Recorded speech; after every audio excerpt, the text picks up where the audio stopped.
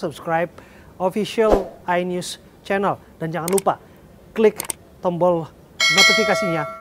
Seperti banyak korban kejahatan terhadap warga Asia, 2 remaja Indonesia yang menjadi korban perundungan di kereta bawah tanah di Philadelphia ini juga awalnya takut dan enggan melaporkan ke kepolisian. Namun pihak KJRI New York yang wilayah kerjanya ini mencakup Philadelphia siap membantu. Sosok para pelaku serangan terhadap 2 remaja Indonesia di stasiun kereta bawah tanah City Center Philadelphia akhir Maret lalu, sesuai pengakuan salah satu korban yang tidak bersedia diungkap identitasnya ini. Mereka lagi kayak main-main tonjok-tonjokan gitu. Itu hari yang sama, itu sehabis mereka mukul aku sama teman aku. Yang satu pindah ke samping temanku, terus ada lagi yang satu. Aku nggak lihat lagi temanku waktu itu, tapi aku ingat dia ditampar gitu di samping kanan. Terus kalau aku kayak ditampar-tamparin bagian kepala kiri beberapa kali sampai headsetku jatuh gitu. Menurutnya sang pelaku tidak hanya memukul, tetapi juga memaki. Saat ini kedua korban masih trauma. Kita berencana lapor ya.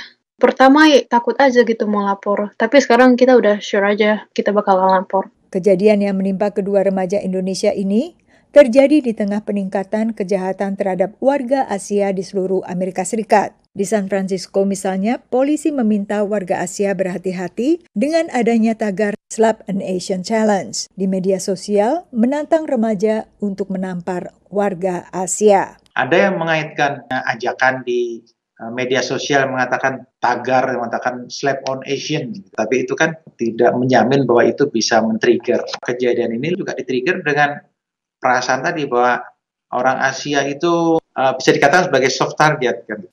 Menurut penelitian Pusat Kebencian dan Ekstremisme California State University, kejahatan terhadap warga Asia meningkat selama 2020 sebanyak 150% dibandingkan 2019. Namun bukan berarti semua tindak kekerasan atau kejahatan termasuk hate crime atau tindak kejahatan berdasarkan kebencian. Karena pihak kepolisianlah yang berwenang untuk menentukan suatu kasus sebagai hate crime setelah mencari tahu motif sang pelaku dan kemampuan dari para korban untuk mengingat kronologi serta apa saja yang diucapkan oleh pelaku turut menentukan.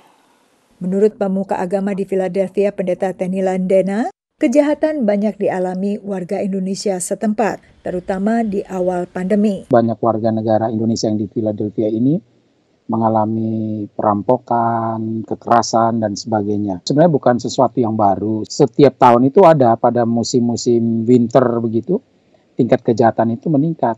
Tetapi yang kemarin ini memang sangat ekstrim sekali karena biasanya hanya menimpa 1-2 orang, tetapi ini beberapa orang dan itu terus-menerus setiap hari. Sementara tokoh diaspora mencatat, kadang warga Indonesia dan Asia enggan lapor polisi dengan berbagai alasan. Menghimbau dan mendorong kepada WNI, bila mana ada masalah-masalah seperti itu, jangan segan-segan mereka melaporkan kepada aparat penegak hukum dan kepada kantor perwakilan terdekat. Gunanya supaya kami bisa melakukan pendampingan, kami bisa melakukan asistensi dan memastikan bahwa kasus yang mereka laporkan itu ditangani oleh aparat hukum setempat. Setelah sempat mengalami trauma, kedua remaja Indonesia siap melaporkan kejadian yang menimpa mereka kepada kepolisian. Dari Alexandria, Virginia, Yuni Salim dan tim VOA.